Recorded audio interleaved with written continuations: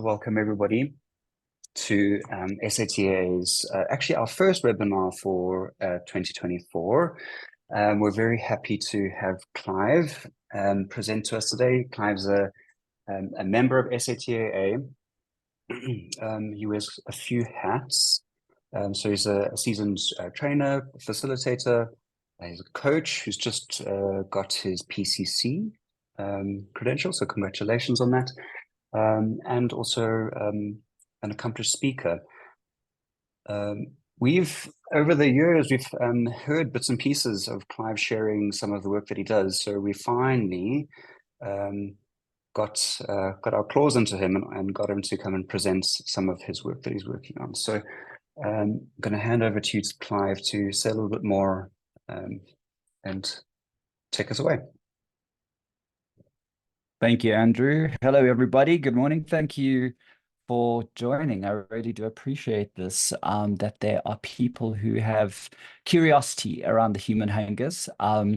So just to mention that my introduction to TA started in about 2016, where I joined a company who used TA in their modality. And one of the people, just to acknowledge, one of the people that works for the company that I used to work for is on the call. So just hello, Cindy. So hi. So just yeah, that was my introduction to transactional analysis, and it was a love relationship from there. It's kind of formed the philosophy that underpins my life and a lot of my healing. And I often say that transactional analysis is responsible for doing things like saving my marriage, but also giving me quite an interesting path in terms of a career. So I'm very grateful to be a part of the South African transactional analysis community, and just for the sense of community I have with the rest of the members. I'm also part of the functional fluency community, so I want to acknowledge Sim is here, who is a very big part of that. And I love working with functional fluency. The concept of the integrating adult is always lived and sat well with me. And functional fluency has just been a very dynamic way of presenting the integrating adult to people and letting them experience it. If you don't know what the integrating adult is and functional fluency is, slide into Sim's DMs. So, or go to functionalfluency.com. So from my side, just in terms of a little bit of contracting, if you want to interrupt me, please do. We're a small group online today, so I'm not going to have any kind of breakout rooms or anything like that. I do want this to feel like something where if you've got a question or if you feel like there's something to add, please do. I want this to feel like a co-created space. I am a TA trainee on the little journey towards CTA, whatever that means, and if it'll ever happen, I don't know. But it's you know, I've done many different courses around TA, but I'm certainly not the expert. And some of these are just the various ideas that I've pulled together from different reading and different experiences I've had around TA. And I would love to know from you if there are examples you could add in, if there are ways that we can make what I'm speaking about more potent as we go out there and do work using transactional analysis as a very powerful mechanism to build thriving relationships. So that's what this is going to be about, is we're going to be talking about what, you know, Eric Berne, the games people play, is called the psychology of relationships. And so I like to think of myself as someone who goes into businesses and to various organizations, and I help people build better relationships using things like TA and functional fluency. And relationships are at the heart, I think, of any kind of organizational work that I do. And I do believe that often the work that needs to be done is relational in an organization rather than strategic necessarily. We first have to contract around the relationships.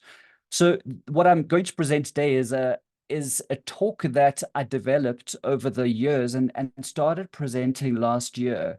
I've presented it in various organizations, and I've also been presenting it in schools. I go around the country now. Actually, schools are requesting it because it really has opened up people's eyes to kind of the basics of human relationship, which I think TA does. It just gives us a beautiful framework of the basics of how to just connect with people, and to be better and more potent in our relationships.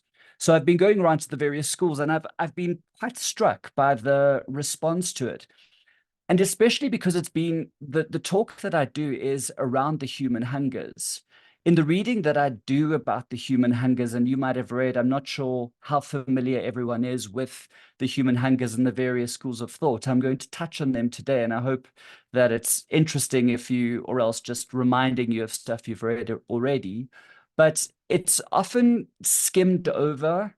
So people talk about the human hungers and then immediately go into strokes. And there's a lot of writing about how the stroke economy and the stroke climate and all of those concepts have almost detracted from the potency. I'm using potency a lot today. I don't know why, but it's distracting a lot. It's distracting me. It distracts a lot from what many believe is a powerful meta theory in transactional analysis of the human hungers. So I decided to kind of explore that, and I've split them up, and I've kind of played around with the human hungers, and hopefully it hasn't whittled them down and diluted their potency. I use it again, but hopefully it. I'm going to use it all the time now, just because it's going to be fun, just to see it. We'll play a drinking game. Every time I say potency, you have to have a shot of tequila. So Sim, you're enjoying this way too much. So you like that idea. So what we're going to do is just kind of explore what the hungers mean and how it can show up. But like I said, feel free to interrupt, feel free to engage.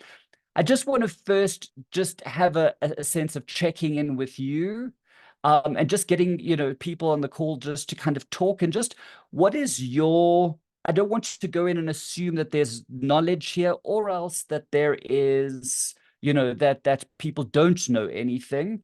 So in terms of the human hungers, what is one thing that comes to mind about them, and what has brought your curiosity here to explore them in terms of relationships? So if I can offer that, it's two questions you can offer.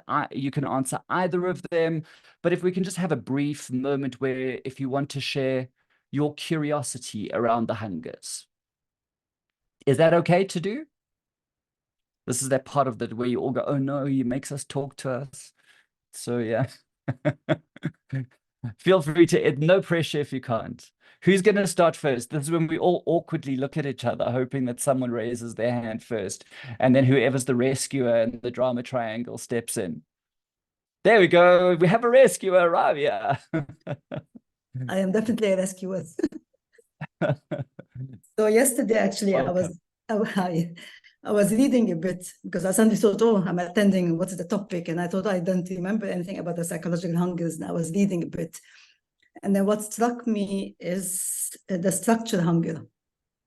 And it made me think in relation to myself, but also in relation to working with clients who are retired.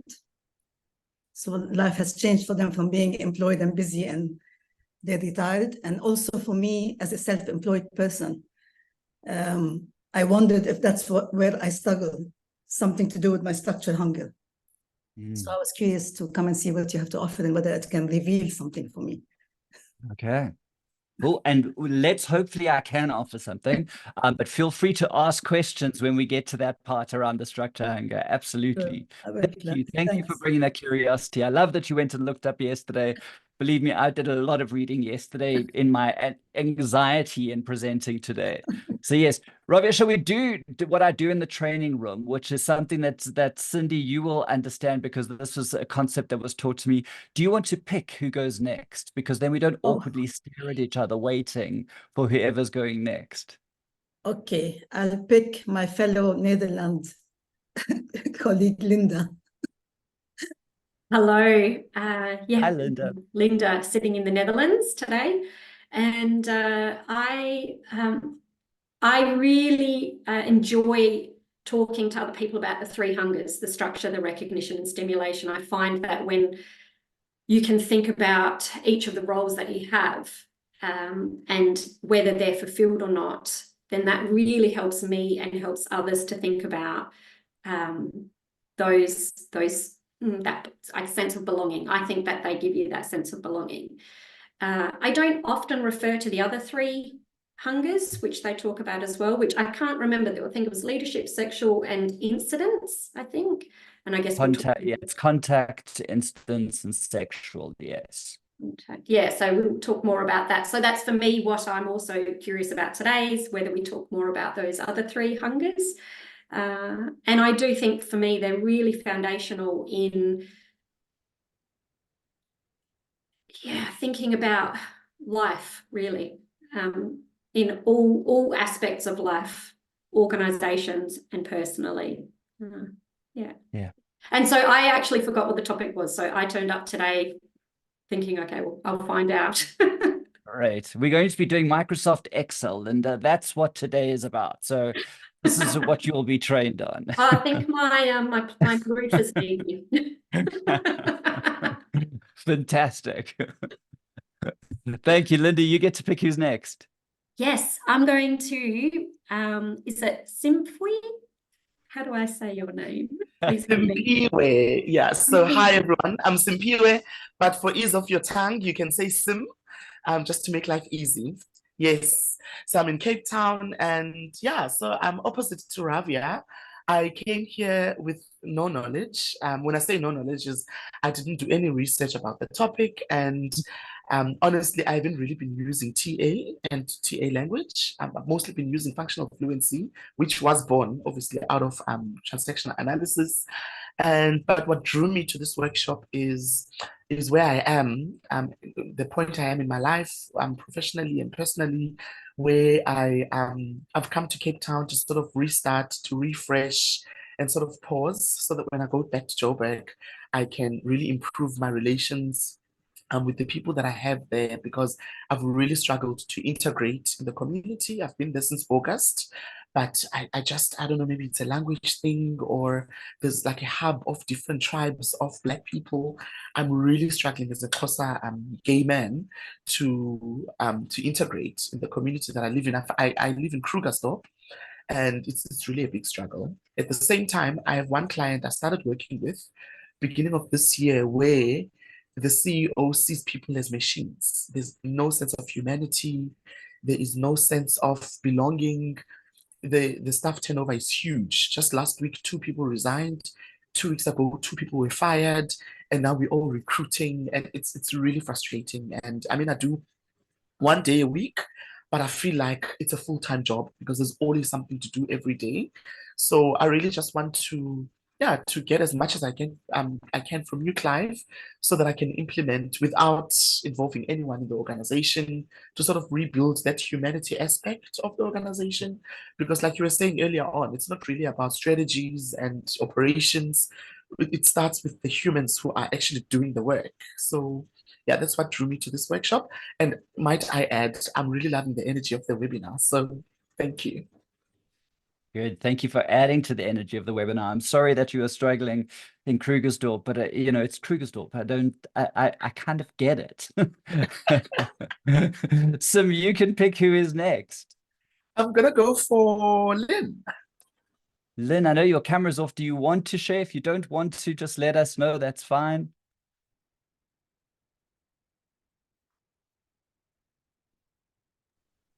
Okay, maybe while Lynn is deciding, I can go with my colleague, Kirsty. Oh, there's Lynn has unmuted. Oh, Lynn is back. Are you with us? Okay. Sorry, I was battling away to unmute. No. Yeah, what brought me here is that I'm busy doing skills exchange with a business coach. And I'm very aware that he is hell-bent on the strategy part of businesses. Whereas as a life coach, I feel that we need to put a human element into it, that none of that strategy is going to work unless we do. So that's what piqued my interest in this. And by the way, I'm in KwaZulu-Natal. That's where I'm speaking from. And I'm sitting on my veranda at home because I decided this was so important that I was going to take the whole day to listen to it and reflect. And yeah, so I've got my camera off because I'm sitting at a really funny angle. But do you want to see who I am? Would that help you? We would love to see what you look like. Come on. Crusty or not, it doesn't matter. Let's see what you look like. Everyone who's watching on YouTube, this is Lynn making her YouTube debut on the SATA channel. It doesn't want to let me let me do it now. Oh, there you go. Maybe it will. No, still not. Never mind. Oh, there we go. I can put it on. I've never been so excited to see someone in my life. There we go, Lynn. Yay! This is me at a funny angle. As I'm sitting on the veranda at home. I decided this is the place that I needed to do this. Yeah. Also in the throes of moving from KZN down to the Western Cape, and what it's done is allowed me to slow down with my life coaching and do more courses, which I absolutely love. Amazing. So here I am. Cool. Thank you, Lynn. Lovely to meet you. And I was in Durban last week and nearly died. It was so hot. So I hope that it's less. It's been unbelievably hot. A better day today. Good. Thank you, Lynn. You can choose who's going next. I know Kirsty is distracted with children and stuff, so I'm not sure if we want to pick Andrew, Kirsty, or Cindy. I'm not sure if you're okay to be picked on. Andrew? Lynn, you can choose. Andrew. Thanks, Lynn. Yeah, I suppose, Clive, what you said about the sort of traditional way that we go with TA is a brief introduction to hungers and then swiftly onto strokes. That really resonated. And every time I get a little reminder of hungers, I thought, I could really do with investing some time in that. So that's what I'm looking forward to today, is getting maybe a bit more reacquainted, or getting reacquainted and getting to know them a little bit more. Yeah, I think the other thing that was quite striking for me is about something about going back to basics, and just how much more simple things can be when you go back to basics. So looking forward to some of that. Excellent. Thank you, Andrew. You choose. See if Cindy wants to come in. Yeah, there's Cindy's face. Sorry, there's the camera. Listen, it's not camera ready at all. I had a master's submission, so everything's tired. The hair's tired, the face is tired, the eyes are tired. But you have submitted. You are submitted and done. I'm alive. I'm alive. So you have wine while you are speaking to a champagne. Listen, Clive, I'm very excited to be here. Like, I've actually gone to fetch the tequila bottle. I'm waiting for Potent. It just hasn't arrived. Potent! There we go. Go. So yeah, Clive, I'm so sad that I missed your time at the company that you were, but I have heard a lot, and that's why I'm here. I'm very excited to just get into your mind a little bit and learn more, and just being curious around hungers. I didn't know what the topic was. My colleague plopped this into my diary, and I was very eager to come. So I apologize that I'm not prepared, but very, very eager to hear from you and listen. Thank you, Cindy. Absolutely. And there's no need to prepare. Absolutely. I'm going to do all the work for you. Don't you worry.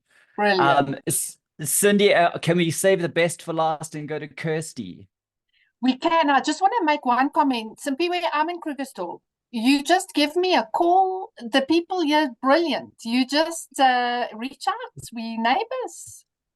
You know, I'm in Krugersdorp next week, so let's all meet if you're back in Krugersdorp, Sim. Sounds like a party. That's great. Yeah, look at this connection. We're going to talk about that later. It's a good thing I joined. Krugersdorp, the place to be now. Kirsty. Yes, so I'm Kirsty. Sorry, my lighting is weird, so I look a little bit ghostly, but I'm not usually like this.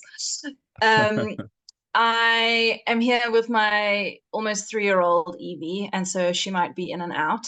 Our youngest TA member, who's busy turning the TV on by herself.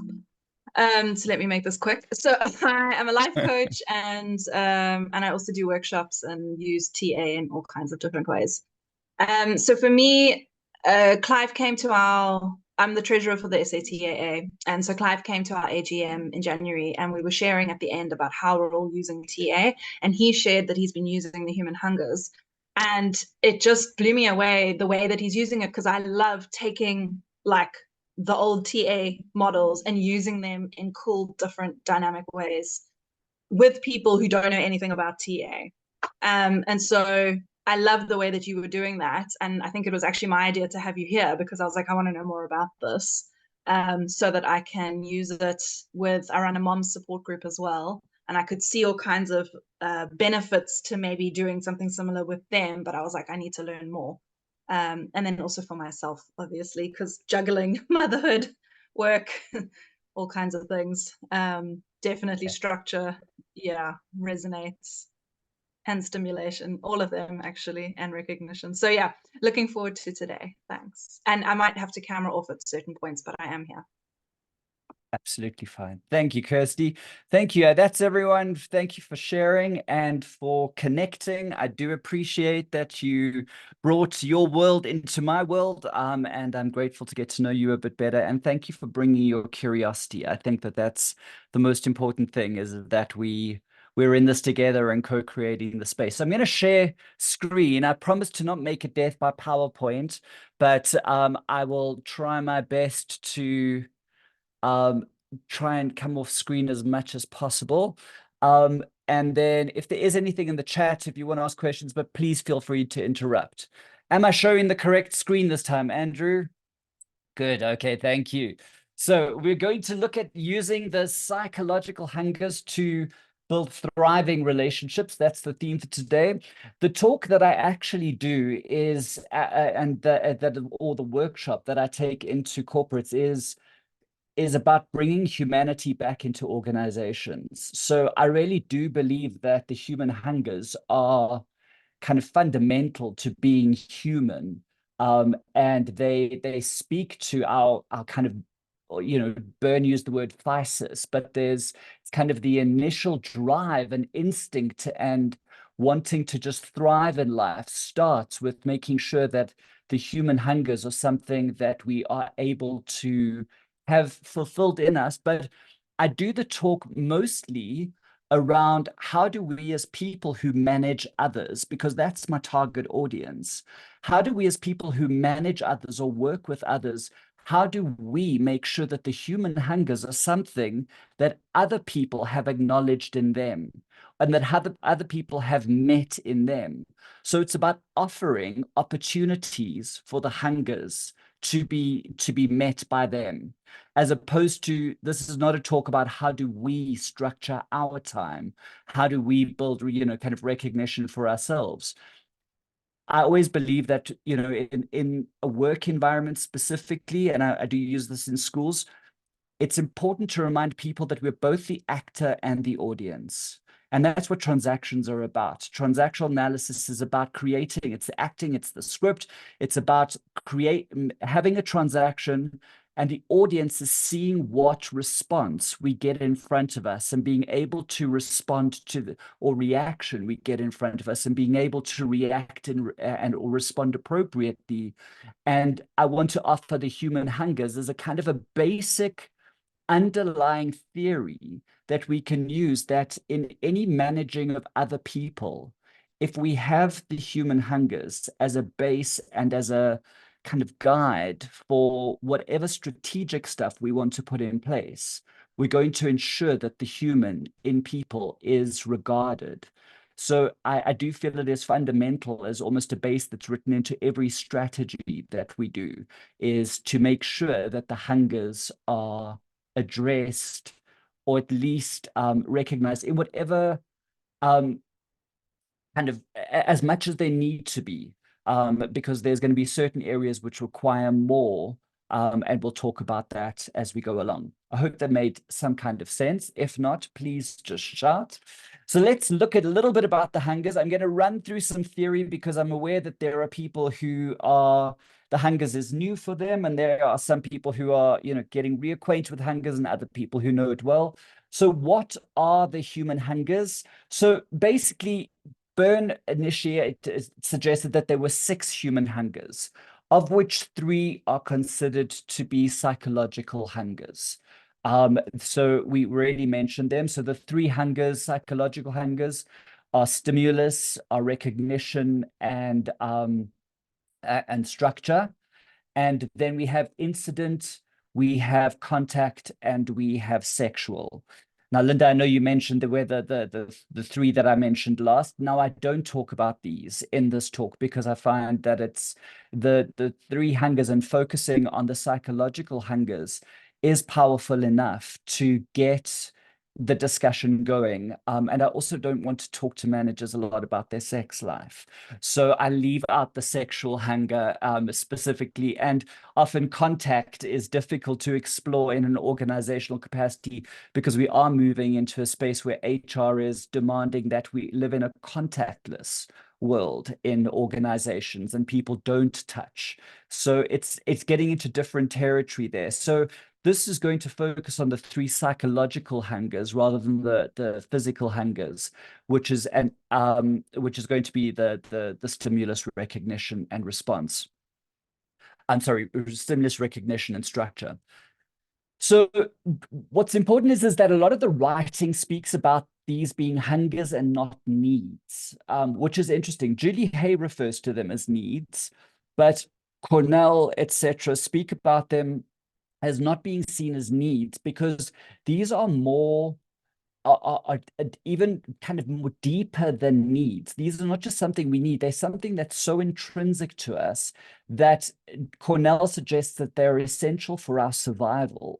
In fact, what they say is that these hungers are so powerful, they even push aside our need for sleep and food, which is seen as the basic necessities for survival. So Cindy, you just mentioned that submitted your master's, and huge congrats for that. That's a huge step.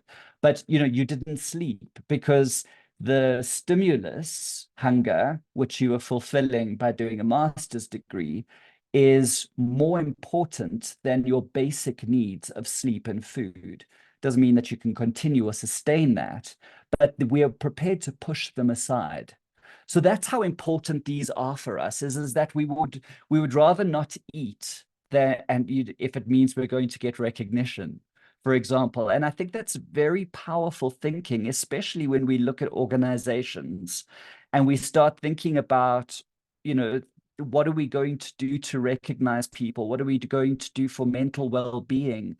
And a lot of the time people are, I know recognition, for example, is buying pizzas on a Friday afternoon. It's rewarding with food and, those kind of things, whereas those aren't actually answering the human hungers.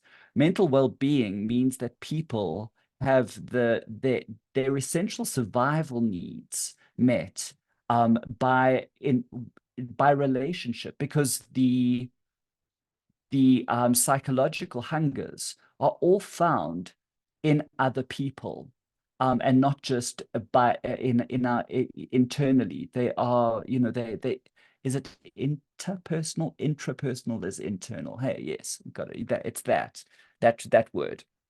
So that's what we're going to be looking at, is how the hungers are essential if we're going to be creating even just a sense of survival in an organization, because that's how important they are in terms of our human makeup and our psychology.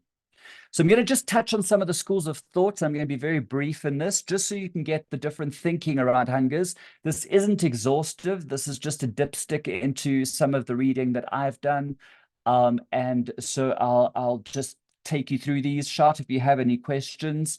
So let's just look at what Berne said about the hungers. So he spoke a lot about the recognition hunger. The recognition hunger, he wrote about it being a need for recognition by others that is met at the most basic level in the infant by physical contact. So the contact hunger grew out. Berne's writings around the hungers is very muddled to some extent. He mixes up the theories as he goes along. He didn't create a substantive theory around the hungers. It's been done by other people as transactional analysis has evolved. So some of these do blend into each other. So the recognition hunger is where strokes, the concept of strokes emerged, and I'm not going to go into strokes in detail here, but that's, if your curiosity is there, then you're free to read up about that. But that's obviously that, you know, when it comes to the infant that Berne was talking about, recognition is that contact, that sense of being stroked, a baby being held and stroked. And there was all the research that was done that he referred to of babies who didn't receive contact or didn't receive stimulation, and the negative impact that had in their well-being and their growth. So the recognition hunger kind of melted into a bunch of different stuff. Strokes, there we get positive and negative strokes, and I'm going to mention a little bit about strokes when we get into recognition. But yeah, it's basically from recognition, the stroke, Steiner took it and ran into the stroke theory from there. The stimulus hunger is, once again, what you can see is that this is where it got slightly muddled, is the stimulus hunger is the need for mental and physical stimulation. But Berne also mentioned that it was manifested primarily as strokes. So, but often recognition is what is aligned with strokes. But stimulus is really our need for that mental and physical stimulation. Ultimately, we don't want to be bored. We do want to feel that there is engagement, there is stimulation, there are things happening in our life. And that's where incident hunger kind of started in his thinking, whereas we want incidences that are different to what has happened in our everyday life. So we want moments. There is the discussions around overstimulation that happen and how negative that is as well. So the stimulus hunger is important, that it's appropriate and managed mental and physical stimulation. So there's the lack and the overstimulation that we need to be aware of. And then there's the structure hunger, which two of you mentioned as being interesting. And this is our basic need for structuring time. So that was how Berne saw it. And I'm going to go straight to the next slide, because he said that time structuring was linked to recognition and stimulus hunger. So it was how we structured our time when we weren't getting recognition and stimulus. So he said that there were 6 ways that we would structure our time. And these are interesting to work with organizations. I don't include it in my talk. I'm just doing it for the sake of this. But these are interesting just in terms of seeing where people are. In terms of stroke investment, there's all sorts of writing around in terms of withdrawal being the least investment, and also just energetically, right through to psychological games and intimacy being the most stroke investment, games obviously being negative strokes, often being at play. So there is almost like a hierarchy of time structuring when it comes to the stroke economy. So withdrawal, that's obviously the time spent on our own. So if we're not receiving recognition or stimulus, that it's almost the apathetic response. It's a withdrawal into my own inner world. We can see it in meetings where someone isn't feeling underappreciated or something, so they don't engage in the meeting, they don't offer value, they don't take part in a brainstorm, etc., etc. Then there's energy spent in rituals, and we structure our time. So rituals is the basic greeting each other, shaking hands, the things that we do. These are important and often part of the cultural parent in an organization that Berne spoke about. I'm going to throw in certain things. If you don't know what these are, don't worry. They're not going to detract from what we're talking about. But the ritual is basically the how we use. It's the stuff that people think is connection, but is actually low investment strokes. It's low investment recognition because it is just really ritualistic in terms of saying, hi, how are you? Pastimes, that's what we talk about before the meeting starts. So it's our hobbies, it's stuff like that. It's, before you guys all joined, Kirsty and Andrew and I were talking. We were talking about Kirsty putting on the TV. I hope I'm not breaking confidences here, Kirsty. But we were talking about the TV going on, etc. And we were chatting about different things. So that was a pastime, time structuring that while we were waiting. But pastimes is also just the various things we do in terms of just kind of filling our time with stuff that's enjoyable to us. Then there are activities, and these are set activities that we do. These are the meetings in organizations. These are getting together for dinner. It's set activities that we have. And then we have psychological games, which is where, and they are a way of structuring our time. And the psychological games is where we, I know with my partner, often I quite enjoy provoking to have a fight, because one of the things Berne said is that we like negative strokes rather than no strokes. So I'm a bit of an attention seeker, unashamedly so. And so if I don't get recognition, I'll pick a fight, because it just means that I get recognition. So psychological games is that structuring. It's when we take up the time to create a bit of a game, and I go poking the bear just so I can get a response. And then obviously intimacy, which Berne associated with autonomy. But intimacy is that sense of kind of closeness. There's relationship, there's spontaneity, there's psychological safety sits within that. But these are the ways that we structure our time. But he never went into it specifically as a structure hunger. That was done by later thinkers.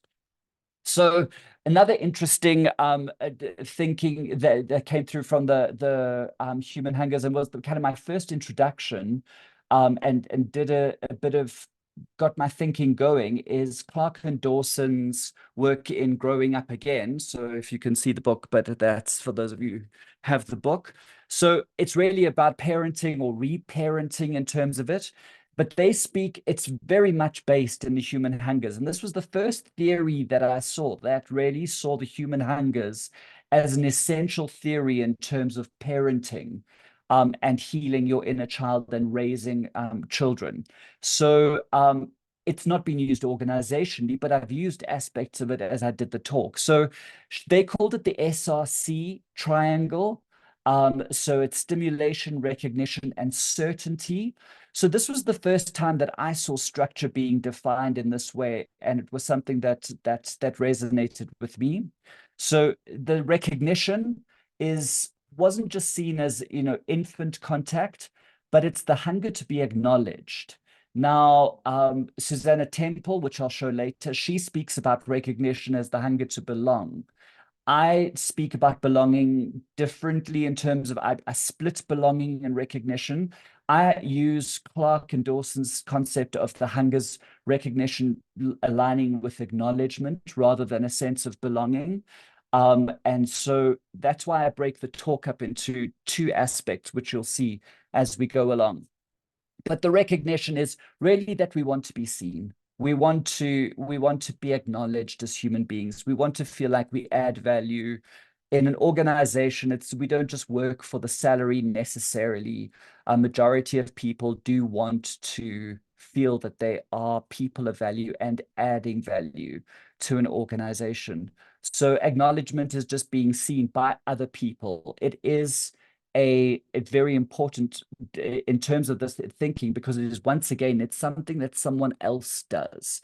So it's something we go seeking. So as managers of others, when we look at the hungers, I just want to bring you back to the importance of thinking that this recognition hunger must always be rippling in terms of us thinking, how are we in relationship with others? Are we allowing their need and their hunger to be acknowledged, to be met? Or are we even aware of that? I worked with an organization the other day, and the lady said to me, she was a boomer, which made sense, and I kind of used spinal thinking as well, but she said, people work for their salary and that's their recognition, that's their reward. And I was like, for you. The acknowledgement is different, you know, for some people, and we need to understand also what acknowledgement means for other people. It means different things for different people. Yeah, and I would often, if I can use Yeah, an Linda, I love example, that. Thank you. is that when you're in a, say, a team environment, one person needs recognition by being called out in front of a team meeting, for example, whereas another person would be more than happy to be receiving an email from someone within the business or yourself. And so you need to be able to figure out what kind of recognition that people need. Yeah, absolutely. And that's why I think it's so important that, as I always say, leadership is a moment by moment decision-making space. And when you're in relationship, and it's moment by moment looking at what the person in front of you needs. It's exactly that. Some people require different forms of acknowledgement.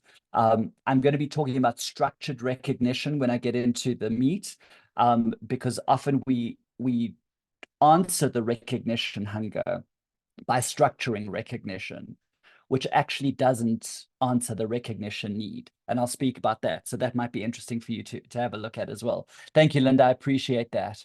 So stimulation, they say that it's the hunger for contact. I'm going to look at the next theory is where I kind of go with stimulation. But in terms of parenting, stimulation is that sense of being held. It's contact, and it's important and vital for life. And then certainty, which is their word for structure. It's the hunger for physical, social, and psychological systems that keep us safe and make life predictable. And it's important that safety is a word used in terms of structure or certainty, that structure is where safety lies, in making us feel safe. Recognition is where belonging lies. But certainty is around safety. So anxiety, when the certainty or certainty or structure hunger is not being met, it creates anxiety. And that's often one of the first indicators that we're not accessing the ability to connect with a structure hunger in someone. But it's also about creating the systems around us. Organizationally, it's making sure that that structure is implemented, but not to the detriment of recognition. So then the next theory that I want to touch on, and if I'm going too fast or too slow, please tell me, but is Erskine's theory of motivation. And he really did decide that to kind of see the hungers as a theory of motivation. He spoke about them, and he renamed recognition as relationship, but he spoke about the stimulus, structure, and relationship are a foundation for a transactional analysis theory of motivation. And when I read this, it kind of started making me think of how to structure the talk.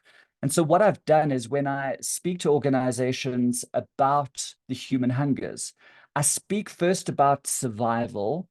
And it's almost like Maslow's hierarchy of needs, that we first have to tick off survival and I relate it to the hungers. But then I look at it in terms of thriving, because it's around motivation, looking at the three hungers, the stimulus, structure, and recognition, that those are a concept we can use in order to make people thrive. And that often, if we want to get people to thrive and we haven't ticked off safety and the other things that rely around survival, we're often not going to get people to thrive. So I split the hunger slightly, and I'm hoping that that doesn't get the traditional theorists into a knot, but we'll see as we go along.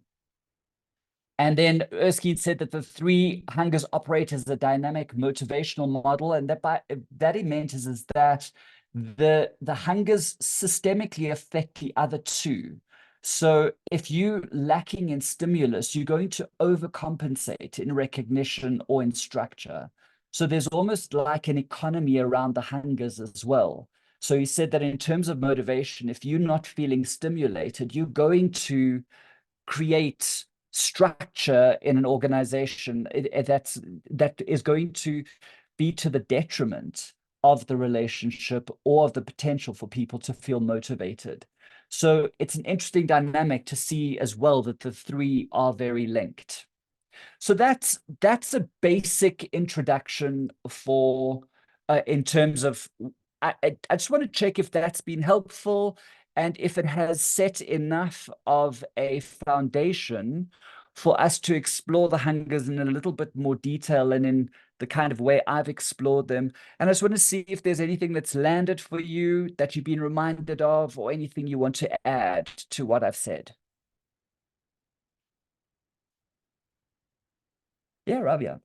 I just wanted to point something that, you know, when we were talking about the time structuring, and then we reach psychological games.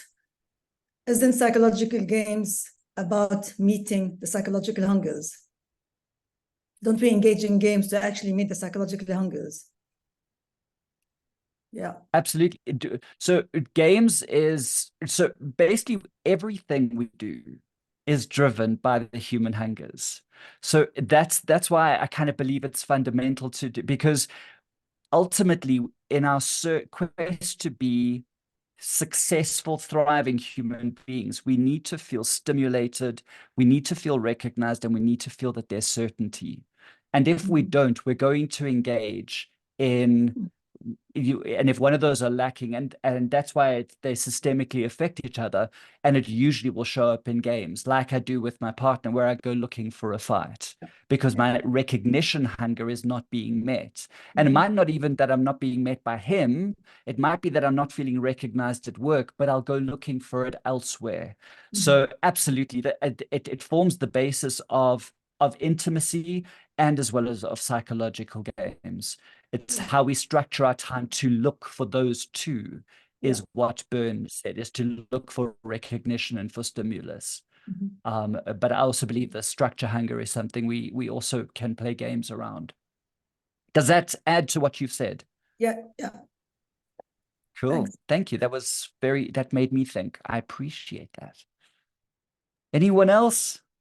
I often think of the three psychological hungers as like a stool, a three-legged stool. Because if your needs for those three hungers are not being met, then your stool can be really crooked, and then it's more difficult to sit within yourself. Yeah, that's very helpful. The way I describe it is almost like the drama triangle. I often draw it as a triangle, like the growing up again model, and that we often move between these different areas. You know, stimulus and structure are so linked. You know, you think about it in terms of going on holiday. So often we're desperate to go on holiday. We want stimulus. We want something that's different, you know, mental stimulation, physical, whatever it is. But as soon as we get home after 3 weeks of being away, one of the first things we say is, it's so good to be home. You know, so, or like my own pillow, whatever it is, the certainty of being at home is so assuring. So it's that structure hunger. So it's often, so I like the stool model, but it also, to add to it as well, is that often we move around these. It's almost like in a drama triangle kind of way, searching these out. And yeah, if one of them is not being met, absolutely, you're going to be out of kilter, like your stool metaphor, which is lovely. I hope I've added once again to what you said, rather than mansplaining. So I'm just I'm reminded why I was so excited in the first place, because I really need to go read that again, because with my new moms, I can just see so clearly where everything's going wrong. That they're sitting at home with like the wrong kind of stimulation, no recognition, and very little structure. And it's like, okay, I can see here. So yeah, it's going to be really pivotal in me finding structure in how I want to help those new moms. I feel like this is going to be the foundation for it. absolutely. Really Yeah. Thank you, Kirsty. Once again, I'm going to add, hopefully, and not mansplain, but Karen Pratt in Transactional Analysis Coaching, her amazing book, speaks about recognizing the hungers in coaching, for example. And one of the things I always look at when people say they aren't thriving or a relationship isn't thriving, I immediately start with the three psychological hungers. And I ask the question around stimulus, recognition and structure. And often stimulus is the one that we often don't really realize is so important. So often people say they're feeling down. And while I'm not talking about clinical depression, that's for the therapy side of it. But when people are feeling down, often I say, are you bored or are you down? Because that boredom shows up as that feeling flat and depressed. And it's because the stimulation hunger isn't recognized. And if your marriage isn't going well because you're so focused on the kids and what you're going to eat for dinner, go and play paddle together. Go and do things that are going to be stuff that only you two can talk about. I'm oversimplifying it, but it's going back to those basic things to say, well, what can you introduce that opens up the possibility for thriving? Hope that added. Anyone else before we move on? I am aware of time and I don't want to bore you. Shall we move on? Is that okay? So I want to just introduce you to another. This is not a transactional analysis theory. This is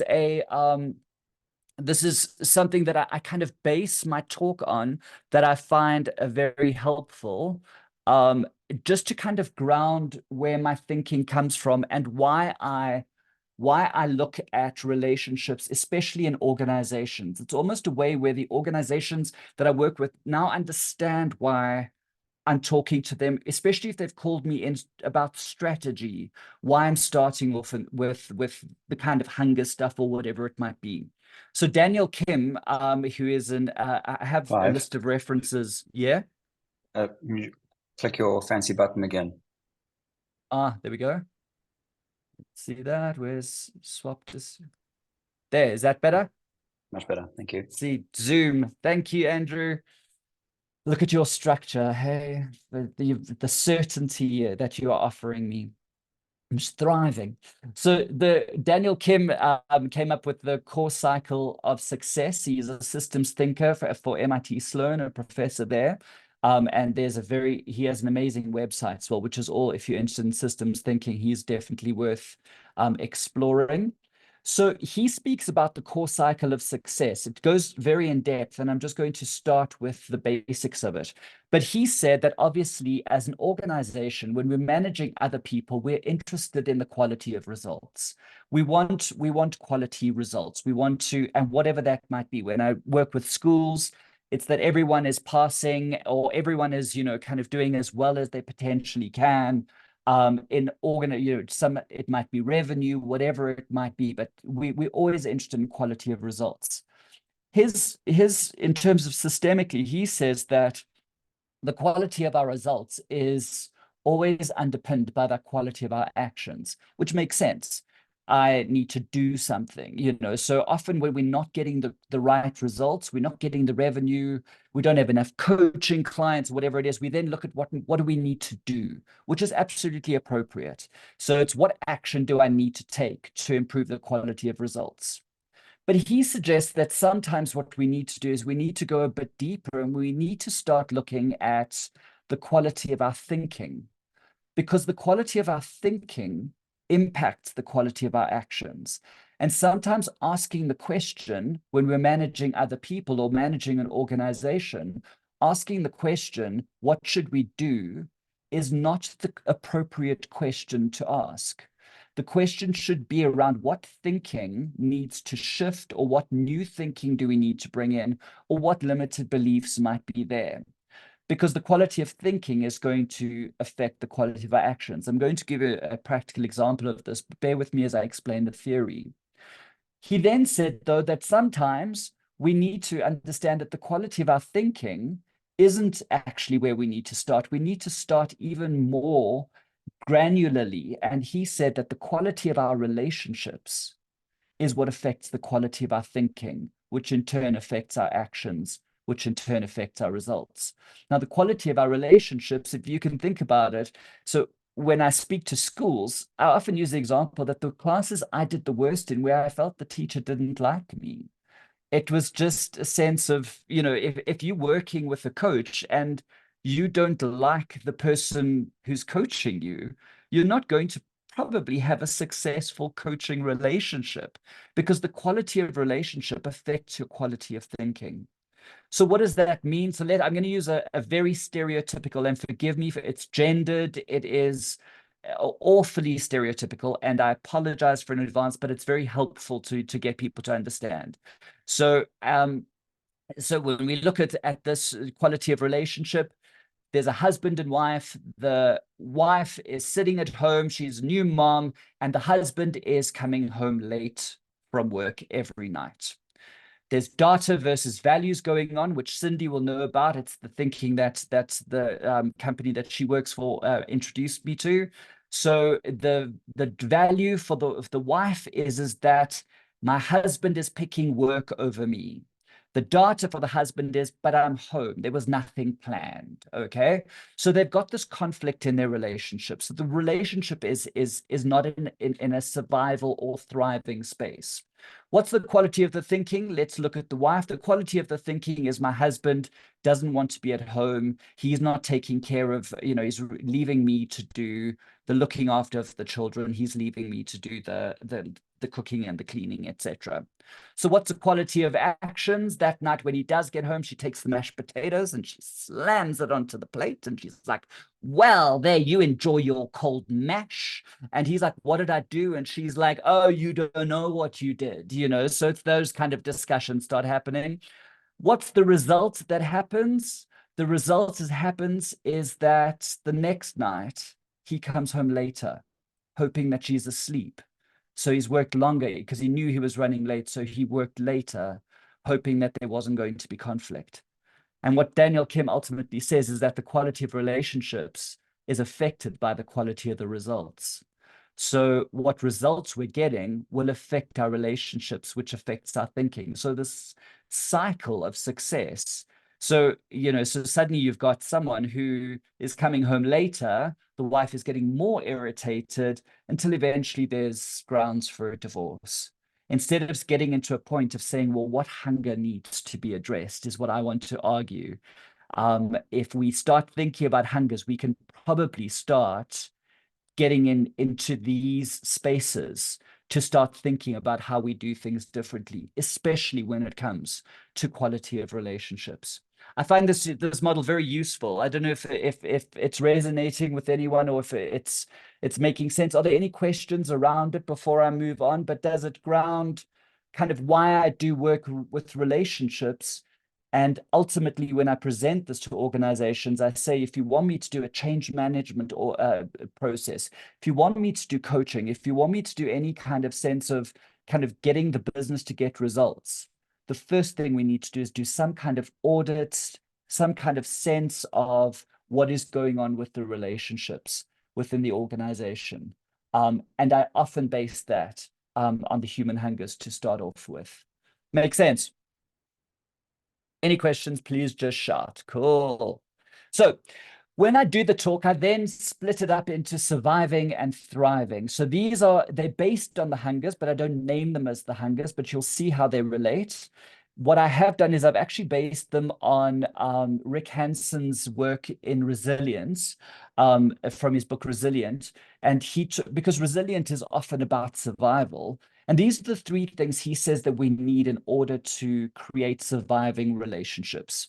So this is the basic things that need to happen if we're going to, like, when you meet someone, if these things are ticked, there's the possibility of it growing into a beautiful friendship. It's that kind of thing which I introduce.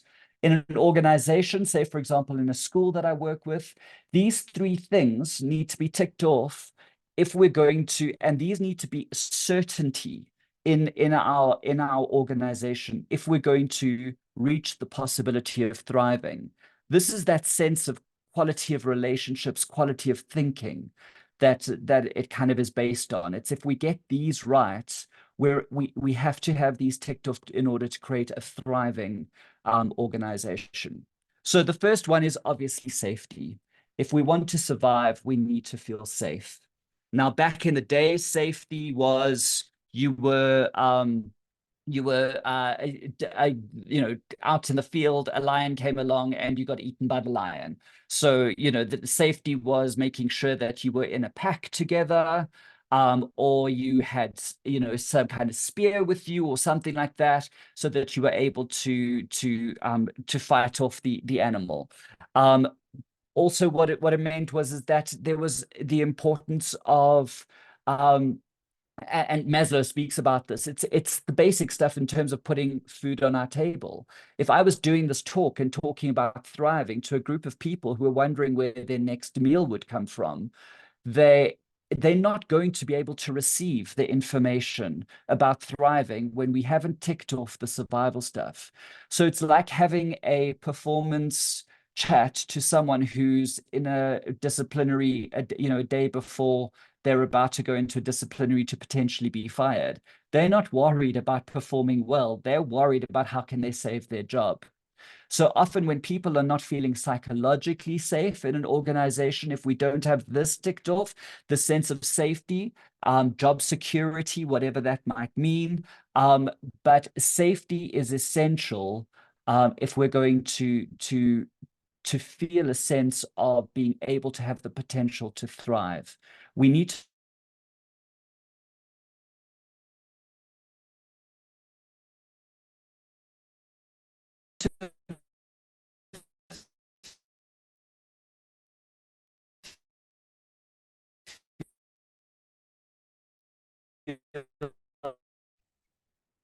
Just wait a moment.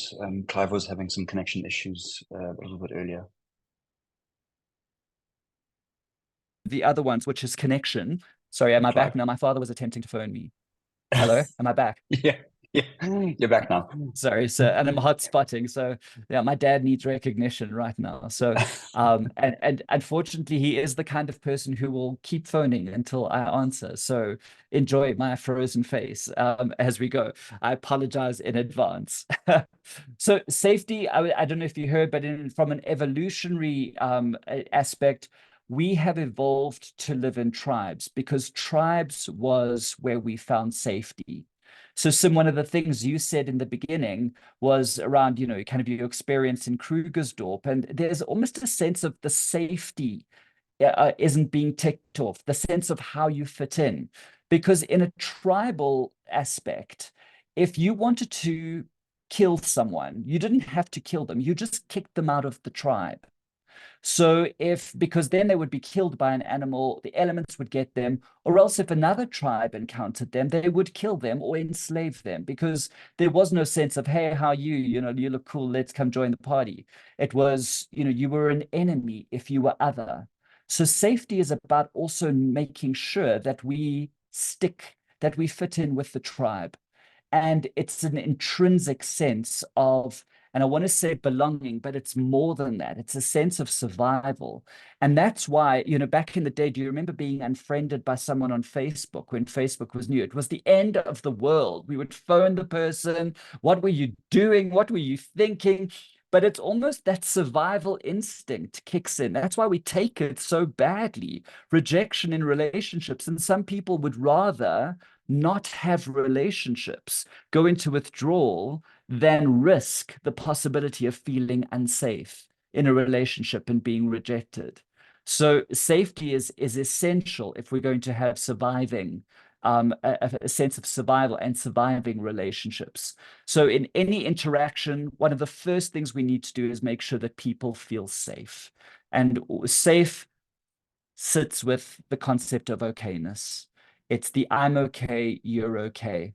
I always say to managers that safety means that who you are in terms of your sense of being is never in question. So the conditional negative strokes, sorry, unconditional negative strokes, like you are naughty to a child, aren't helpful because they question their okayness. What we need to question is people's behavior, because the behavior is the only thing that affects results. Who you are as a person cannot affect results, your way of showing up in the world. And it brings all sorts of interesting discussions when I do this around transness, non-binary isms, Your opinions about that do not matter if you're a manager of others. If your job is to get results, everyone must be perceived as okay. The only thing we can question is behavior that detracts from the possibility of results. And that's how you create a space of safety. You just make everyone feel comfortable. Make sense? Can I move on to the next one? Satisfaction. Now, people find this interesting that I add in satisfaction, but satisfaction relates to the other three hungers that we haven't spoken about, in detail, which is the sexual hunger, the contact hunger, etc. And satisfaction is our basic need to feel satisfied. So we don't eat necessarily because we are hungry. We eat for the feeling of being satisfied. That's how we survive. So we, part of the procreation of the species is that we feel satisfied after a sexual encounter, because that satisfaction is what we drive towards, but it's also ensuring our survival as a species. So satisfaction is essential if we're going to survive. Now, satisfaction has and aspects of logotherapy, Viktor Frankl stuff comes in here, where it's about meaning and purpose can start coming into these discussions, where people often, will leave jobs that pay them very well, but it's not satisfying for them. It doesn't fulfill a hunger within them. And if that satisfaction is not there, they will go looking. The relationship will not survive. If you're in a relationship where you're not feeling satisfied with your partner, it's going to create conflict, and the possibility is that the relationship will not survive. So we need to ensure that there's a sense of satisfaction. It's saying my internet connection is unstable. Am I still with you? Yep. Okay. So that sense of satisfaction is important. Satisfaction, what is interesting in my research on satisfaction is that satisfaction in today's day and age is actually not found by making people feel comfortable in terms of, because, so let me explain it like this. We don't have starvation necessarily. In fact, we have the opposite. We eat too much. We drink too much. There's almost too much. So our satisfaction, being satiated is quite easy. So what we're finding is that satisfaction is actually found in discomfort. That's why we're starting to see people do things like having ice baths, etc. So because it's widening the window of tolerance for suffering. And when my therapist does a from pain to power workshop, and one of the things is an ice bath. It's ridiculous. I don't know why she expects me to do something as stupid as that and pay 3,000 Rand for it. But anyway, people do, but one of the things that I saw is that after people got out of the ice baths, one of them said, I felt more alive. That sense of discomfort, achieving something, that sense of it's running a marathon and feeling the runner's high. Kirsty, in terms of the mom stuff that you do, childbirth, ludicrous. Why would someone go through that? The satisfaction makes you have another child. We will actually forego pain to create satisfaction, because having children makes us feel more alive. So satisfaction is essential. And in an organization, what does that mean? When I work with schools, it's that how do you get someone who's getting 35% to become 1% better every day? You celebrate the 36%. You get them to experience discomfort in becoming better. You encourage, we don't want to encourage pain or trauma, but we want to encourage people to experience discomfort in order to get better. How do you build muscle in a gym? You tear the muscle so that it gets stronger. How do you become a runner? You start walking around the block. How do we create moments that people do something they didn't think they were able to do? That discomfort is what actually creates a sense of survival. I find the satisfaction thing interesting. I'm in a bit of a rabbit hole around satisfaction and survival. I hope you found that interesting too. And then let's look at the last one, which is connection. Now, connection is the sense of feeling that, and this is different to recognition. It forms part of recognition. And some people see it as part of the recognition hunger. Once again, I've just split it because I kind of see this as basic, kind of survival stuff in terms of the hungers. So connection is basically feeling that we are, that we fit in, that there's a sense of that we're with people who are like us. Connection is where unconscious bias comes from, because essentially we look for people we can connect with.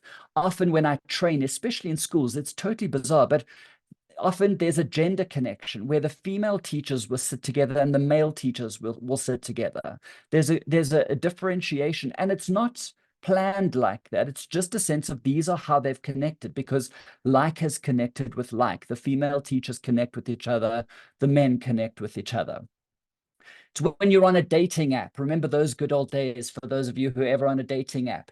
Connection is how relationship survives. If you're a vegan and, you know, her photo on the profile pic is of her having just shot a buck with her gun and her foot on the back, you're probably not going to swipe.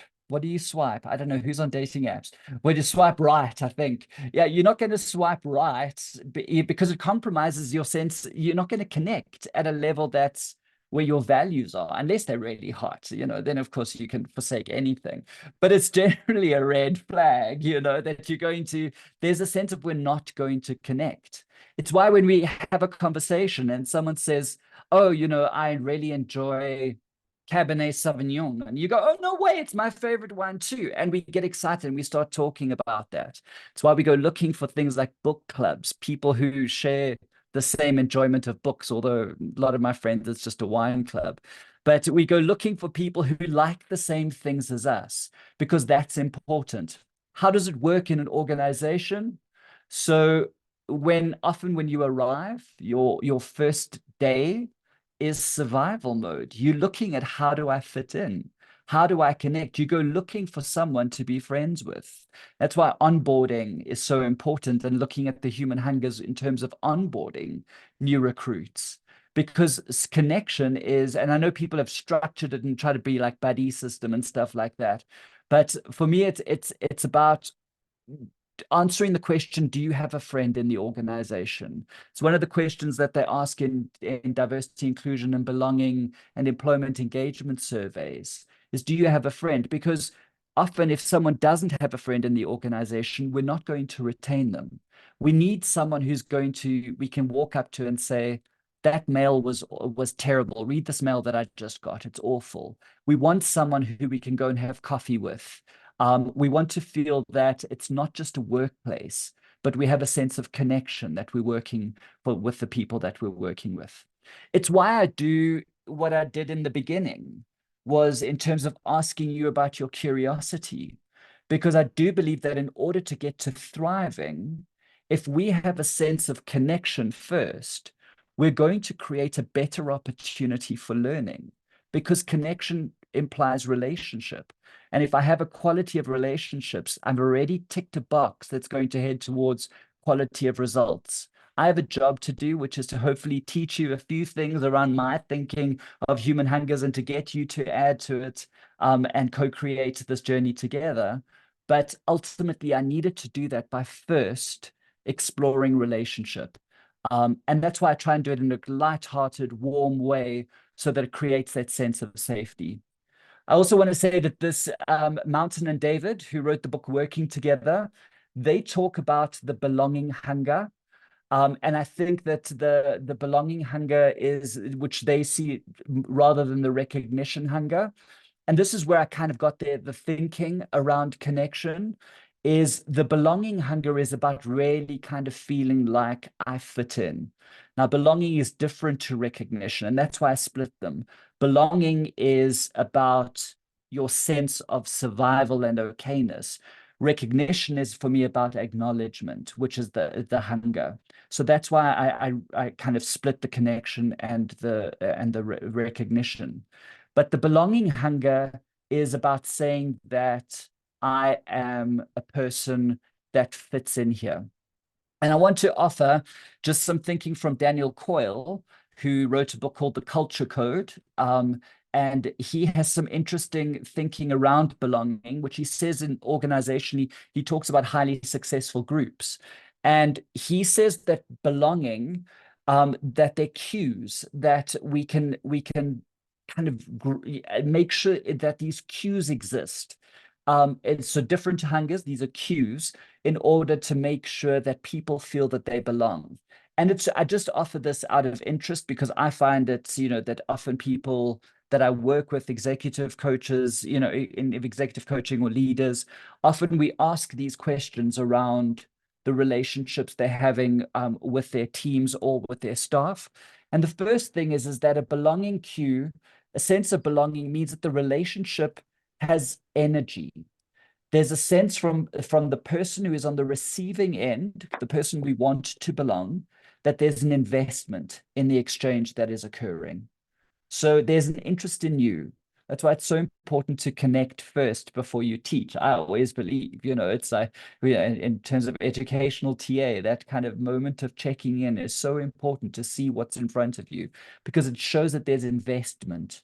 But investment is also just in terms of that, it's as simple as if I talk to my boss the whole time and he's sitting on his phone the whole time, I'm not going to feel like I belong. It actually brings my belonging into question. Individualization, that the person is treated as unique and valued. And we often see this as a problem in organizations where people do feel like they are a number. I've worked a lot with call centers in the past, and I know, Cindy, you would have as well. And often the experience isn't one of individualization. Linda, you brought it up so beautifully earlier, is that its recognition needs to be individualized.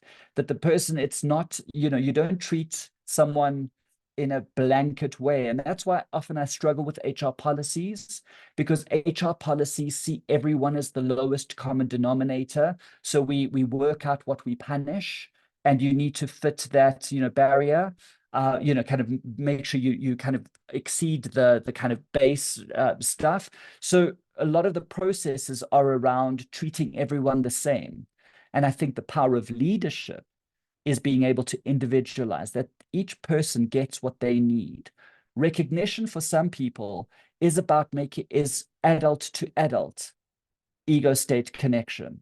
Some people don't want you to check in with them, ask them how they're doing, have a big conversation. They just want you to connect with them on a level that's adult to adult. Whereas some people require a nurturing parent before you get into a task state. And it's about bringing in those ego states as well into the individualization. I just offer that if you are interested. And I know Cindy, the company you're with, does amazing work in this regard in terms of ego states. And then future orientation, there needs to be a sense that the relationship will continue. I mean, we've all had those people like, yeah, we must meet for lunch. Yeah, bye. And never happens, So we know, and they remain acquaintances. And when we see them, it's all like, so now see, why did we ever see each other? And it never happens, because future orientation is saying, what are you doing next Thursday? That's how you know that there's and in terms of a business engagement, people, I know that some of the most hurtful relationships have been when I was in a managing cost centers and I had budget to spend.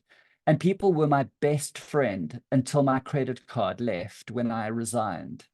And what I realized is that there wasn't a sense of belonging. I felt incredibly used. Future orientation is saying that no matter what the circumstances are, that there's going to be a continuation. Now, in an organization, it just makes you feel that there's job security, but that your relationship is going to be, you don't feel like you belong if there's a sense of, I don't have a future here. I just offer those to you, and I hope that they make sense.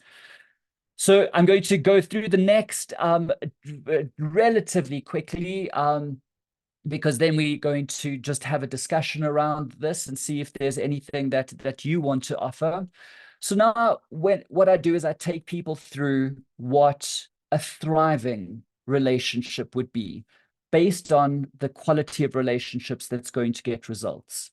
So we've ticked off survival. People, there's a sense of safety, and we've worked on that. There's a sense of satisfaction that people feel like they're doing a job that satisfies them, or, you know, there's a sense of satisfaction around their salaries, etc. And then there's connection, you know, that people feel like there's a friend in the organization, or that they feel that at least there's more than just work going on. So let's look at good old stimulus. So what does stimulus look like in terms of it's fulfilling this need for other people when we're managing others, or if we are in a guiding relationship? So stimulus is that need for mental and physical stimulation. Often organizationally, I find that this is relegated to learning and development, would create stuff that you know, courses that you can sign up for example, but it is about offering those. But and also it's often in terms of physical stimulation, it's team days that people go out and do. So, you know, those awful things we have to go and like foofy slide and, you know, climb mountain. I don't know why it's inhumane, you know, like just rather go to a, you know, nice massage parlor. No, that sounds terrible, but rather go, you know, to rather do something that's a lot more civilized, I think. But, you know, we do these physical stimulation things. So you know, and that's kind of what stimulation feels like. But stimulus is more than that. Stimulus is the potential to grow. So it's making people feel that where they are is not necessarily where they're going to be. That doesn't mean in terms of a new role, but in terms of that they are going to become more, Cindy, brace yourself for the tequila, potent in their roles. So they're going to, that there's going to be a sense of investment that they will become better. So there's not the expectation that they've got to hit the ground running and be brilliant at it necessarily, but there's going to be a sense of partnership to get the person to be possibly even better than the leader. Stimulus is also important to, you know, often we need to raise our hands for stimulus. So I often, when I speak to leaders, I often say, you know, you sit back and you say, you know, I'm not growing in the company. And I often say, well, what are you doing to grow in the company? What are you doing to improve? But stimulus is for me, stimulus is that little element of physis, as Berne spoke about. Stimulus is energy. It shows, that's why I like it being linked to a motivation theory. Being here today shows that there's more than just a curiosity, you know, because you could go and Google a article on the hungers. Being here today shows a different sense of motivation in exploring the hungers than someone who would just write an article about it. And so what we need to do is we need to encourage that sense of stimulus. Temple, Susanna Temple, who developed functional fluency, in the book Educational TA, she writes about that stimulus is what we need to actually experience feeling alive. Now, I know satisfaction, I said, is around that, and satisfaction and stimulus are linked for me. But stimulus is that feeling of handing in your master's. You know, Cindy, it's that sense of it's done. And when you go and get your master's degree, there's huge celebration and achievement around it. Stimulus is adding to our lives and doing things. And I go back to that example in terms of relationships. If we're not thriving, one of the first questions we need to ask is, what are we doing in the relationship that's not just task focused? So if we're married, what are we doing that's outside of the kids? If we're moms, what are we doing in terms of, you know, joining Kirsty, your group is already a sign that there's a need for stimulus and there's a hunger for it. So how can we as coaches in that sphere make sure that we seeing that hunger and getting people to meet that need? And then this also speaks to, just to bring in a little bit of theory, Vanita English in 1972, she spoke about a fourth hunger, which is the satisfaction of curiosity. And so I find that very interesting. There's also someone else, I forget her name now, wrote about fourth hunger being control, which is also very interesting if you want to read up about that. But I like the fourth hunger idea. I think it fits into stimulus. So the satisfaction of curiosity is especially important when we are parents, or guiding other people, it's to allow people's curiosity to be explored. I'll give a very silly example. My sister's daughter is 11 years old, and I said to her, as a good uncle, I asked her, what do you want to be when you're older? And she said, I want to be an influencer, but an interior design influencer on social media. And I rolled my eyes, to my sister behind her back. And I was like, oh, why would you want to be that? And then I thought about it, and I actually said to my sister, I was like, no. There's a hunger there. There's a curiosity. Let's let her explore that curiosity. So let's get her a ring light. Let's get her, a camera. Let's let her post videos, but she sends them to me and to family. We don't let her put her on YouTube yet. But what incredible skills is she going to learn? Because just because it's a job that I didn't know as a child, it doesn't mean I need to quench the curiosity for a possible job that's very lucrative by the sounds of things, for a lot of people who are influencers. But she's going to learn incredible editing skills, writing scripts, presenting on camera, rather than being in a schooling system where she's forced to do what the schools are teaching her. We need to encourage that sense of curiosity, and we need to let people explore their curiosity.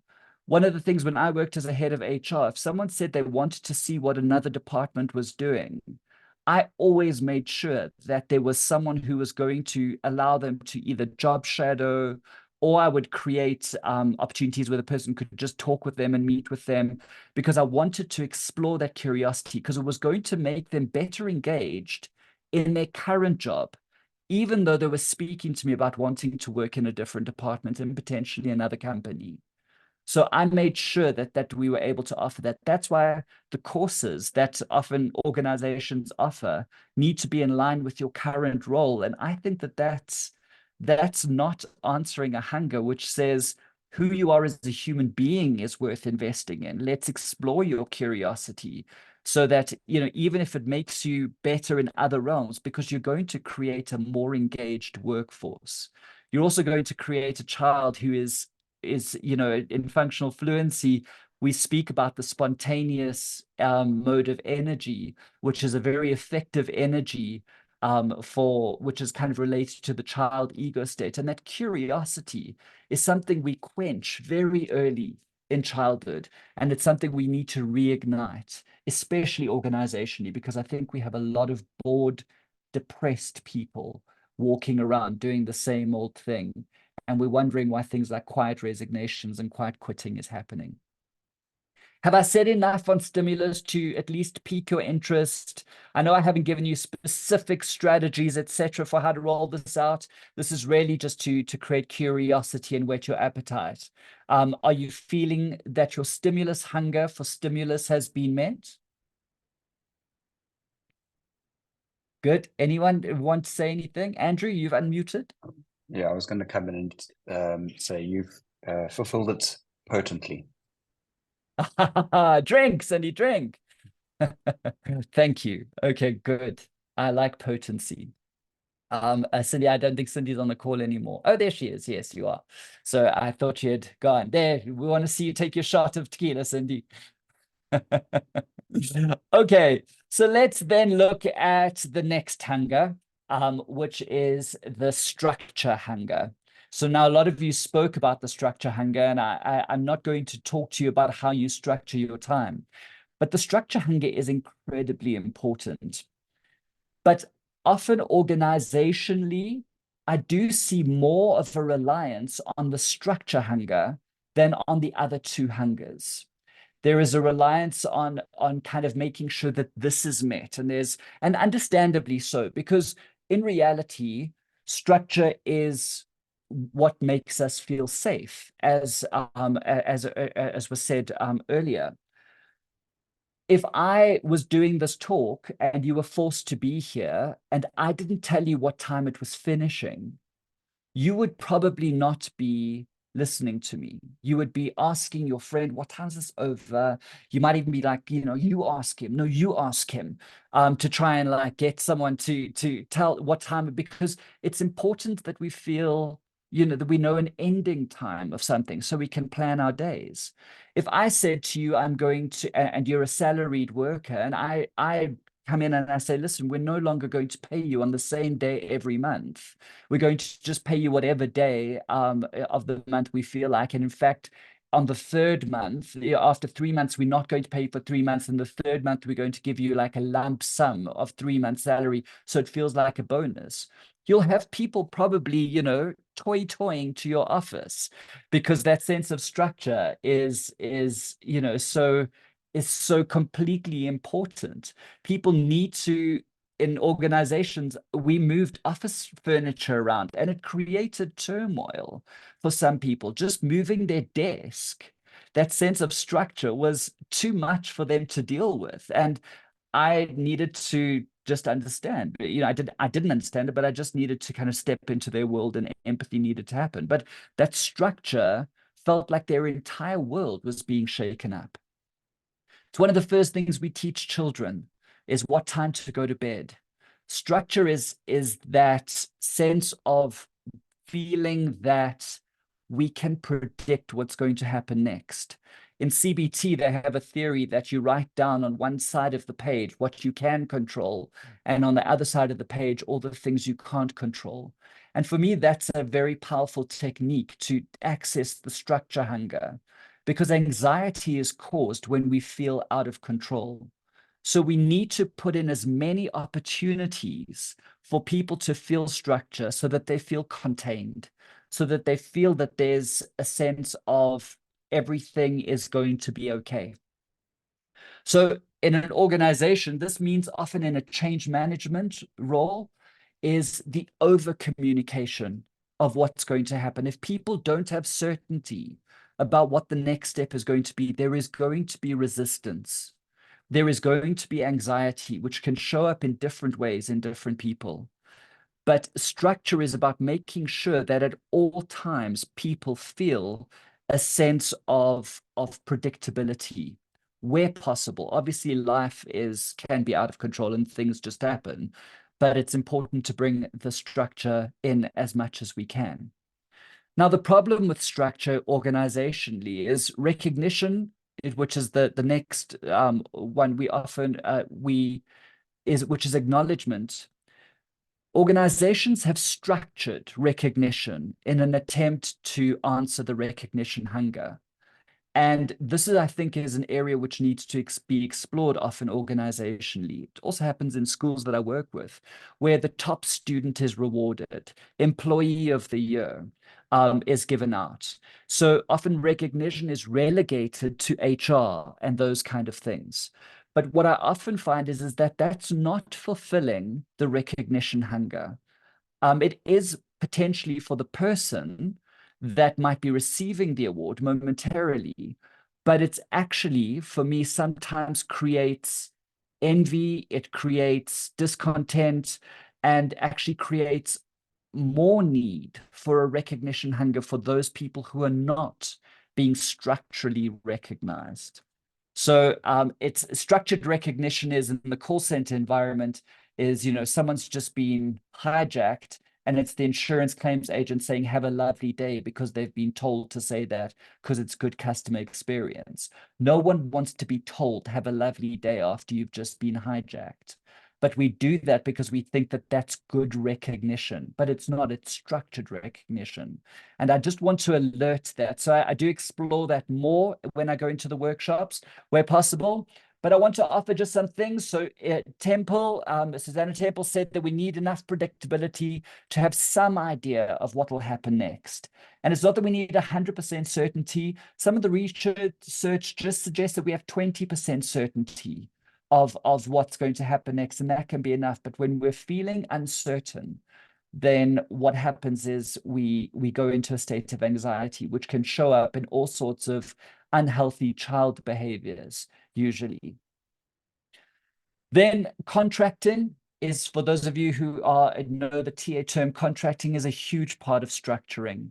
And psychologically contracting, not just the professional contract, is making sure that we sit down and we work out how we're going to work together is essential. It's about making sure that we how are we going to fulfill each other's needs? What recognition are we going to offer? Not structuring recognition, but also that's why I love explorations into finding out what other people need. So we contract how we're going to fulfill the hungers. My dog needs to go outside. 2 seconds. I'm back. Sorry, my dog needed recognition. And then I want to offer, just from functional fluency, which Sim knows very well, just some of, and I often offer these to leaders to say that these are behaviors that if we spend our energy, because functional fluency speaks about spending our energy in various behaviors. And I just want to offer these to you as 6 behaviors that are used in the TIF profile, which is a functional fluency profile, an amazing, almost emotional intelligence assessment. But these behaviors are often important for people to feel that they are working in a structured environment. So these are important for leaders. And the first one is authoritative. Now, this is not disciplinary, bossy, essentially, but it's someone who there's nothing worse than someone who is almost kind of like passive in how they lead. We need to feel safe. There needs to be a sense of this person knows where they are taking us. Consistency is hugely important. Consistency can throw a structure into a state of chaos if we don't know where we stand. Well organized, this is well organized for other people. So this is making sure that we've organized. So it's like the onboarding stuff, that someone knows before they walk into an organization exactly what's going to be happening on the first day, because, you don't want them to walk in feeling unsafe.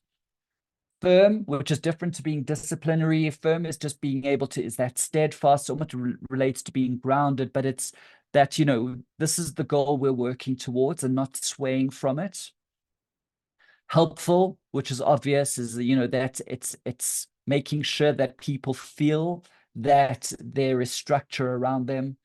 And the last one, which I think is it's a beautiful one to add to structuring, which is inspiring, and that's getting buy-in.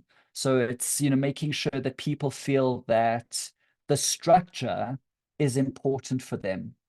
I often use the example of, I used to have a teacher that was so strict that everyone was terrified of her, but I excelled in her class because I knew that she was strict because she wanted the best from me. Often the structure hunger, we need to be careful that the structure hunger, if it's not based in a sense of connection and a sense of recognition, structure hunger can feel bossy and disciplinary and those things. It can create an incorrect response or an unexpected response to what we're intending. Structure without recognition, I think, is often the area where we get into where people become disengaged. I can say more about that, but I think that, that I just want to whet your appetite with that. So let's go into the recognition hunger. Now, the recognition hunger is the one I often spend a lot of time on because people don't really understand what real recognition is. And often it's because we're so busy doing the stuff that needs to be done. We don't have time to kind of, and that's why I talk about bringing back humanity. We don't have time to kind of worry about how you're feeling. We just, because, stuff needs to be done. And I get that. But recognition is, Susanna Temple said, the need to belong, which I take to connection, but that we count.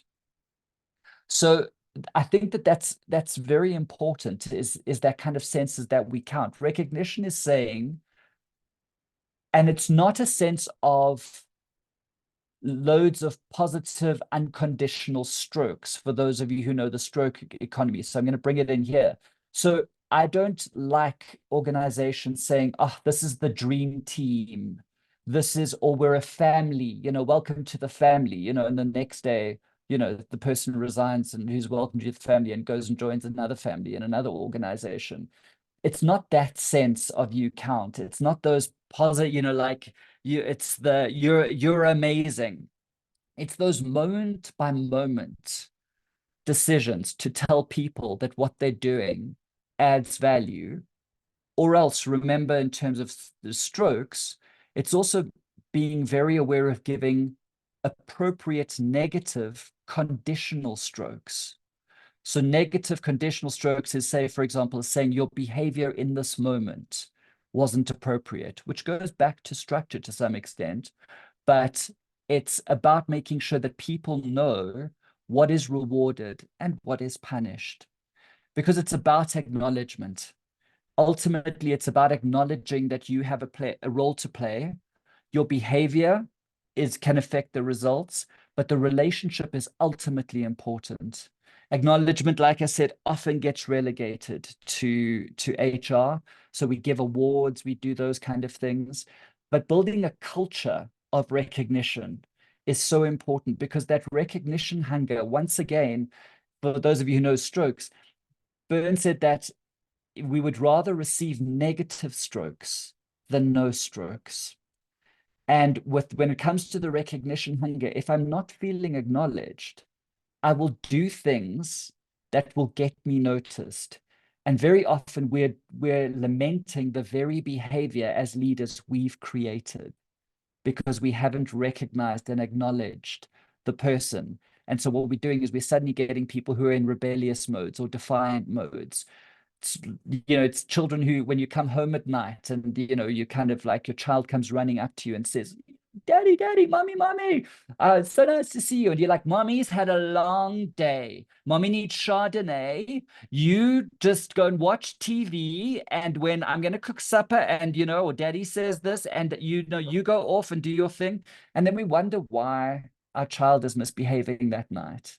Whereas, and I often just say, sometimes we need to just get home and say, "Mommy needs Chardonnay, walk with me and tell me about your day," just so that someone feels acknowledged. And sometimes we just get better behavior.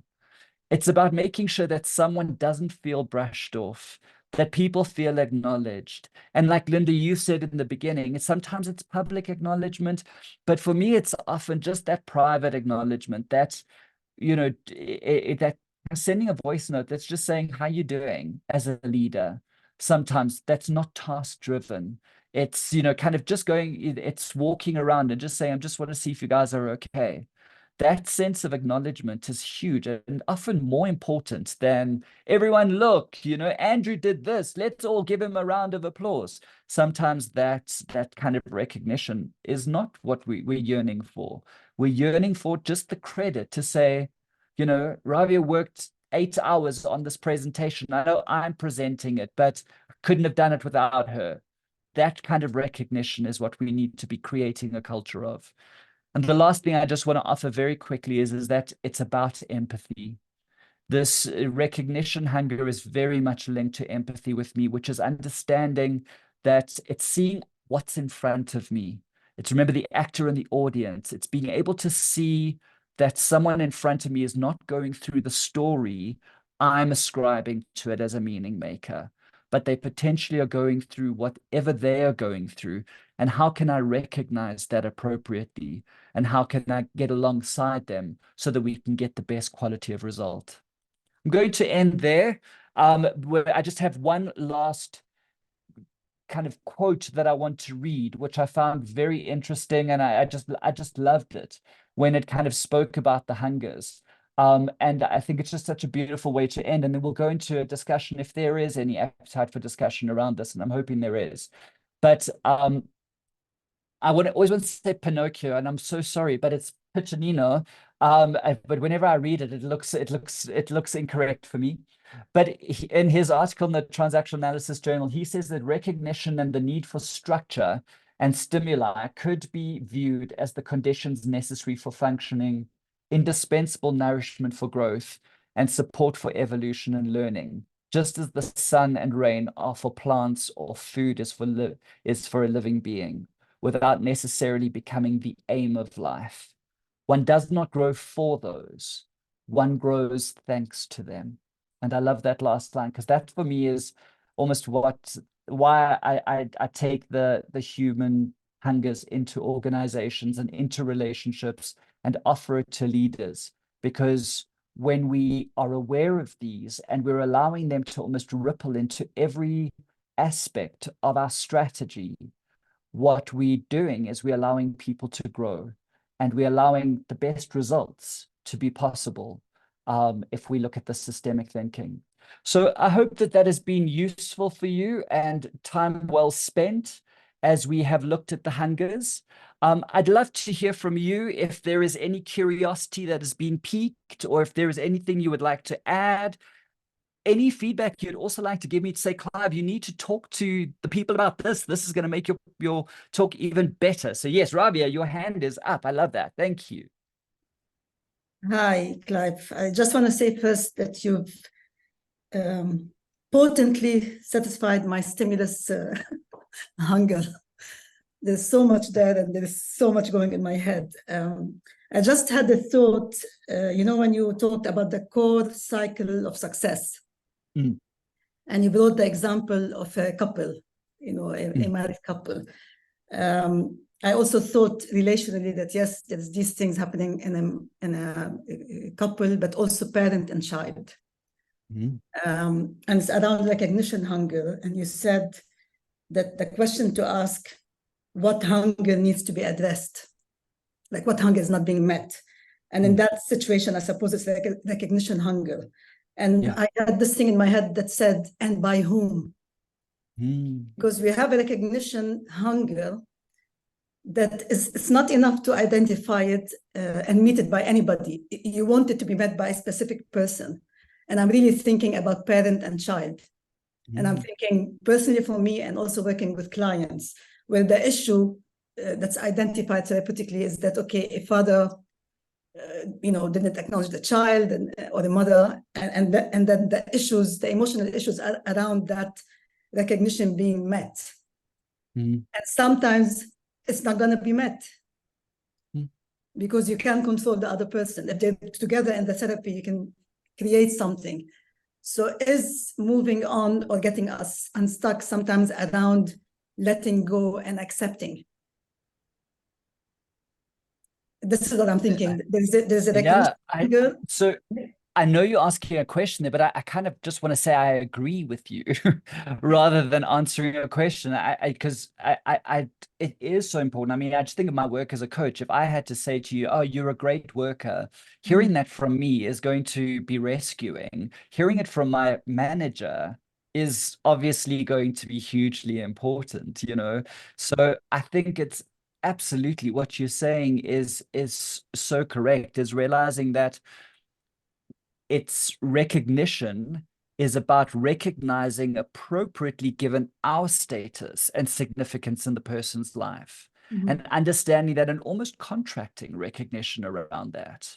One of the things I will often talk about parenting is that recognition is also getting kids to understand that their needs can't be met when they demand they be met. Goes into structure as well. So, and it's about getting the child to accept it. It's an important lesson to learn to make us thrive at life.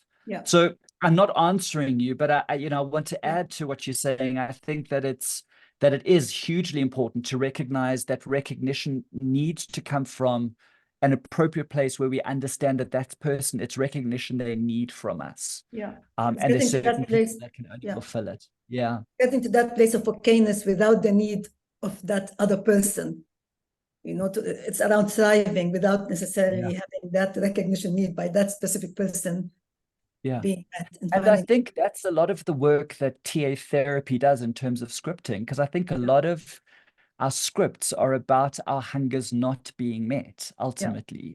When we're not acknowledged, when lack of structure, those things. And I think the therapeutic process in TA is often about, getting people to see, have moments of re-scripting that and reauthoring it so that there can be a sense of healing. So I think it often comes back to that basic stuff. So yeah, absolutely. Thank you. That's lovely. You've got me thinking. Absolutely. Yes, Sim. Yeah, that was a potent session. Thank you so much to you, Clive. Thank you. I've been sitting here listening and trying to absorb everything you're saying, and it feels like I was in a coaching session to decide what I do about this client, to be honest.